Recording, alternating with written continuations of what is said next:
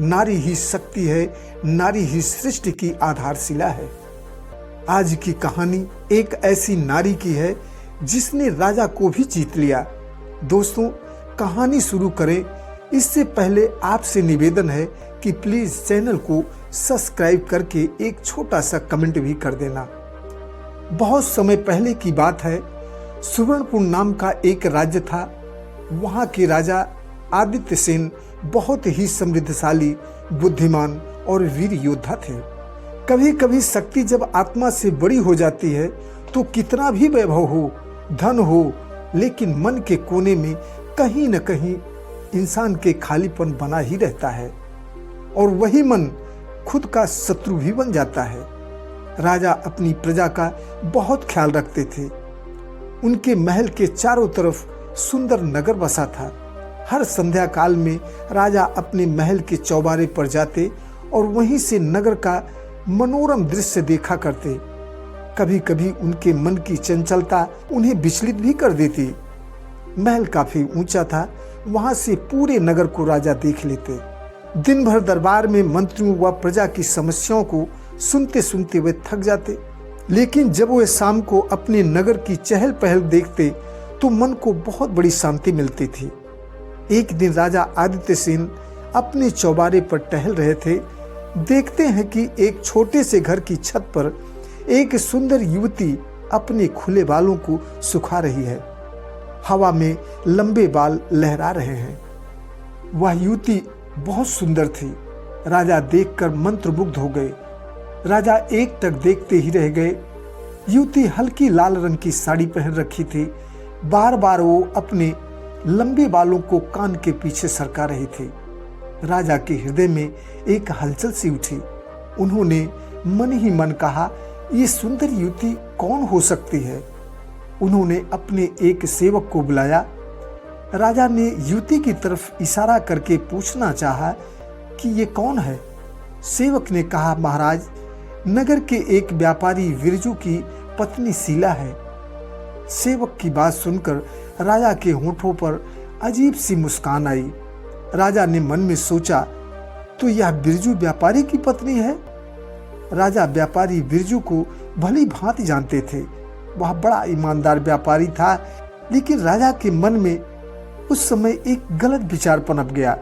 उनके मन में ये आया कि ऐसी स्त्री तो मेरी पत्नी होनी चाहिए। अब राजा के मन में कुटिल विचार आने लगे। उन्होंने निश्चय किया कि कैसे भी करके इस व्यापारी की पत्नी को मैं अपनी पत्नी बनाऊंगा। उन्होंने एक योजना बनाई। उस योजना के तहत उन्होंने व्यापारी विरजू को एक दूत को भेजकर अपने दरबार में हाजिर होने को कहा।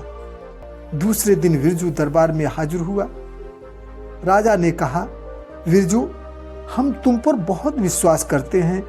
हमें एक सामान मंगवाना है और यह काम केवल तुम ही कर सकते हो और तुम्हें आज ही जाना होगा। विरजू ने हाथ जोड़कर कहा, महाराज, आपकी जैसी आज्ञा।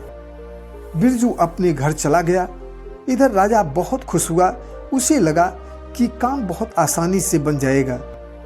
जब बिरजू घर पहुंचा तो शीला घर के काम में व्यस्त थी। बिरजू ने अपनी पत्नी से कहा, हमें कल अपनी यात्रा पर निकलना है क्योंकि ये राजा का सख्त आदेश है। शीला चौंक गई। ऐसी क्या आफत आ गई जो आपको कल ही जाना है और इतना बड़ा कार्य आपको ही क्यों सौंपा गया? नगर में बहुत सारे व्यापारी हैं। बिरजू बोला, शायद राजा को मुझ पर ही विश्वास हो। लेकिन शीला बहुत बुद्धिमान थी। उसका मन संशय में पड़ गया। राजा का यह कोई साधारण कार्य नहीं हो सकता। इसके पीछे कुछ तो है। कहीं राजा की निगाह मुझ पर तो नहीं पड़ गई? उसका मन आशंकित हो गया। लेकिन उसने हिम्मत करके मन में ठान ली कि अगर ऐसी बात है तो मैं हार नहीं मानूंगी। मैं एक पतिव्रता स्त्री हूँ। मेरा धर्म है अपने पति की प्रतिष्ठा और अपने कुल की मर्यादा की रक्षा करना। मैं अकेली स्त्री जरूर हूँ, लेकिन स्त्री की असली शक्ति उसकी बुद्धि और उसका साहस है। यही मेरी ढाल है। ईश्वर मेरी रक्षा करेंगे। बिरजू तैयार होकर राजा के आदेश के मुताबिक अपनी यात्रा पर निकल पड़ा। जब बिरजू यात्रा पर निकल गया तो राजा ने दूसरे दिन शाम को अपने एक आदमी को शीला के घर भेजा। उसके हाथों में एक सुंदर थाली में चमचमाते गहने और बहुत कीमती वस्त्र, कुछ इत्र की शीशियां। उसने दरवाजे पर खड़े होकर आवाज लगाई। शीला घर से बाहर आई। उसने देखा कि एक व्यक्ति हाथों में ढेर सारे उपहार लिए खड़ा है और उपहार भी काफी कीमती हैं। शीला देखते ही सारा माजरा समझ गई।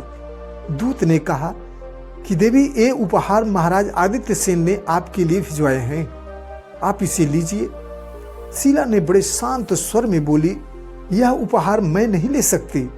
मैं एक व्यापारी की पत्नी हूँ, न कि महाराज की दासी। महाराज ने किस खुशी में मुझे भिजवाया हुआ है। जाके कह देना महाराज से कि स्त्री की मर्यादा गहनों से नहीं बढ़ती, उसके चरित्र से बढ़ती है। दूत स्तब्ध रह गया। दूत वापस लौटकर राजा को सब कुछ बताया। राजा बहुत क्रोधित हुआ। सोचा, जिस उपहार को लोग पाकर गदगद हो जाते हैं उसे इसने ठुकरा दिया। राजा ने कहा, ठीक है। 2 दिन के बाद राजा ने एक सेवक को साधु के वेश में शीला के घर भेजा। साधु शीला के दरवाजे पर आकर बोला, बेटी, मैं बहुत दूर से आ रहा हूँ। शीला ने बड़ी विनम्रता से कहा, महाराज आइए। महाराज, आज हमारे भाग्य उदय हुए जो आप मेरे घर पधारे। उसने साधु को बहुत प्रेम से भोजन कराया।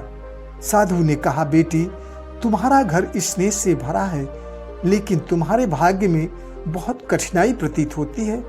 अगर तुम चाहो तो मैं तुम्हें ऐसे वरदान दे दूं जिससे कि तुम महलों की रानी भी बन सकती हो। शीला अपने मन में मुस्काई। उसने साधु की आंखों में आंखें डालकर बोली, महाराज, रानी बनना मेरा सौभाग्य नहीं है। मेरा सौभाग्य अपने पति की धर्म पत्नी बने रहना है।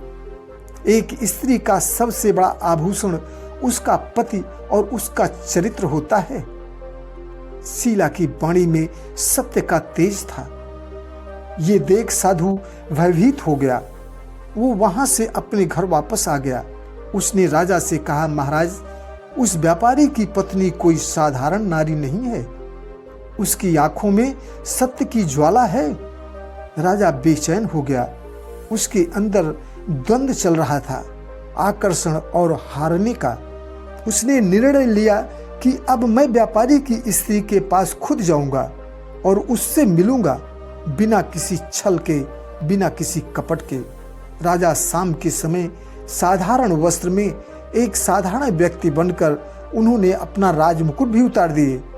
राजा शीला के घर पहुंचे। उन्होंने धीरे से दरवाजा खटखटाया। भीतर से शीला ने कहा, कौन है? राजा ने कहा, देवी, मैं एक राही हूँ, मार्ग भटक गया हूँ, आज रात रुकने की आज्ञा चाहता हूँ। शीला ने दरवाजा खोला। शीला ने बैठने को कहा, फिर पीने को पानी दिया। कुछ देर के बाद राजा ने कहा, देवी, मैं और कोई नहीं, इस राज्य का राजा राजा आदित्य सेन हूँ। शीला थोड़ी चौंकी, फिर बोली, महाराज, इस वक्त रात में वेश बदल कर आप यहाँ कैसे? महाराज, मैं आपकी प्रजा हूँ, आपको तो कोई कहीं भी जाने से रोक नहीं सकता, लेकिन महाराज क्षमा करें, इस वक्त एक पराई अकेली स्त्री के घर जाना आपके सम्मान और आपकी मर्यादा के प्रतिकूल है। महाराज, एक नारी यदि अपने पति के प्रति निष्ठावान न रही तो वह अपने पति को ही नहीं बल्कि किसी का भी सम्मान और मर्यादा खो सकती है। एक स्त्री का धर्म उसका चरित्र और मर्यादा ही है। मैं आपको पहले ही जान चुकी थी कि आप कोई साधारण इंसान नहीं है। आपका पद, आपकी गरिमा एक मामूली सी स्त्री मिट्टी में मिला सकती है।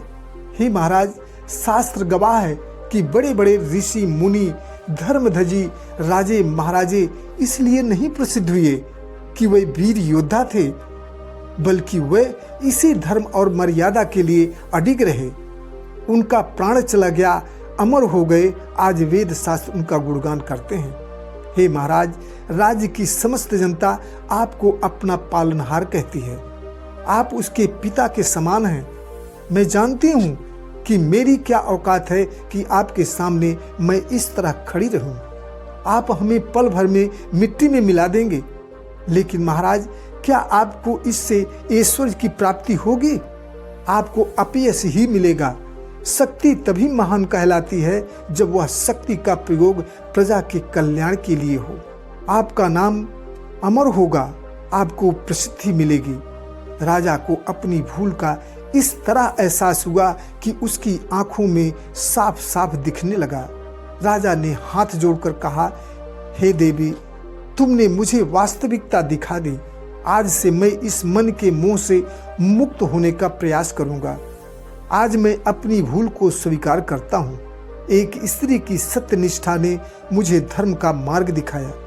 अब मेरा हर निर्णय प्रजा के कल्याण के लिए ही होगा। उस दिन से राजा बदल गया।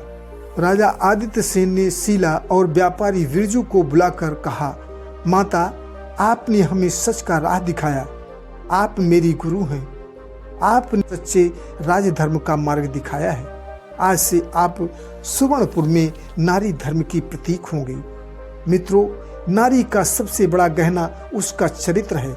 यदि वह अपने धर्म पर अडिग रहे तो राजा क्या, देवता को भी झुका सकती है। मित्रों, कहानी अच्छी लगी हो तो प्लीज़ चैनल को सब्सक्राइब करके वीडियो को लाइक, शेयर व एक छोटा सा कमेंट अवश्य करना। धन्यवाद। जय हिंद। फिर मिलेंगे।